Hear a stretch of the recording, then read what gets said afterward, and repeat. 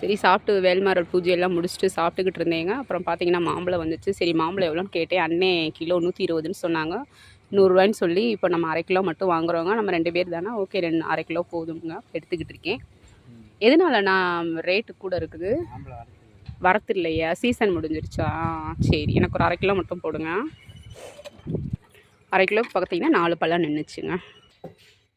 இன்றைக்கி எப்பயும் போல் சாப்பாடு தாங்க. சாப்பாடு வச்சு இன்றைக்கி வீட்டில் கொஞ்சம் சாமி கும்பிட்ற வேலை இருந்ததுனால 1 பாட் சாம்பாரே வச்சுட்டேங்க. மத்தியானத்துக்கு தான் சைடிஷ் வைக்கணும். அப்பளம் காலையில் வச்சு மாமாவுக்கு அனுப்பிச்சி விட்டுட்டேன்.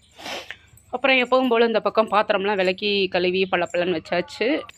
இன்றைக்கி துணியெல்லாம் இல்லைங்க, அவ்வளோதான். இன்றைக்கி கொஞ்சம் குப்பையெல்லாம் கிடந்துச்சு, அதையே எரிச்சு விட்டு நம்மளும் குளிச்சு ஃப்ரெஷ்ஷப் ஆயிடுச்சு. நம்ம தலைவர் அப்படியே வாலாடிக்கிட்டு நின்றுக்கிட்டே இருக்கிறாரு. பசியெல்லாம் இன்றைக்கி இல்லை. கராக்கியை பார்த்தீங்களா, ஊற்றின பால் அப்படியே இருக்குங்க. அப்புறம் மாம்பழம் வாங்கினேன் இல்லையா, அதை நான் அப்பனுக்கு ஒரு பழத்தை வச்சேன். இதுக்காக தான் நான் உலகத்தை சுற்றி சண்டை போட்டார். ஸோ அவருக்காகவே அதை வச்சுட்டேன் எங்கள் பூஜையில். இன்றைக்கி சூப்பராக பூஜை முடிஞ்சு.